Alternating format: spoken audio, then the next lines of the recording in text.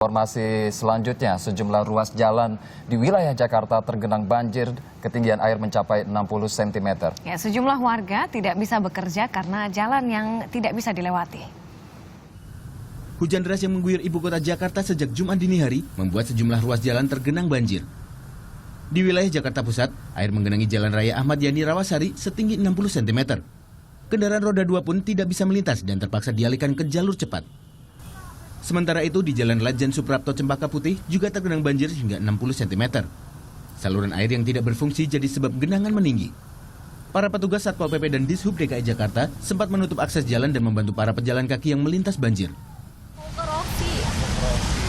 Banjir gimana nih, Mbak? Nggak jadi balik lagi. Oh, nggak kerja jadinya? Iya, dari rumah jam 5 sampai Pulau Gadung aja udah jam 8.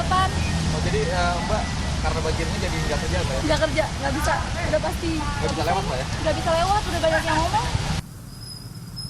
Genangan banjir juga terjadi di ruas Jalan Mangga 2 Raya dari arah Gunung Sahari menuju kota. Akibatnya operasi bus Transjakarta di koridor 12 dari Pluit menuju Tanjung Priuk terlambat hingga 1 jam. Hingga Jumat pukul 11 siang, koridor 12 tidak beroperasi secara penuh ke seluruh shelter. Saya kalau koridor 12 ini kan biasanya sampai dari Tanjung Priok sampai Pluit.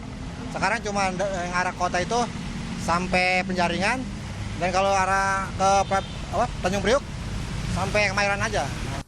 Dalam puncak musim penghujan ini, Badan Meteorologi dan Geofisika memperkirakan bulan Januari ini akan turun sekitar 300-500 mm hujan. Sementara itu, Gubernur DKI Jakarta Basuki Cahayapurnama akan segera mengantisipasi jika terjadi banjir besar. Ahok juga memperkirakan banjir kali ini bukan kiriman dari Bogor seperti banjir-banjir sebelumnya. Makanya kita lagi cek, ini kenapa utara semua bagian agak ke bagian utara ya, banjir, padahal lagi nggak pasang. Nah rata-rata kita temukan memang volume sungainya nggak nampung. Kita juga belum beresin pompa, kayak yang di Sentiong, itu pompa belum bikin. Ancol Marina juga belum bikin, tapi yang sisi Puri sedikit lah masih, karena memang Kapuk Kamal kan kita mau bikin lagi waduk. Nah Gunung Sari masih masalah, kenapa?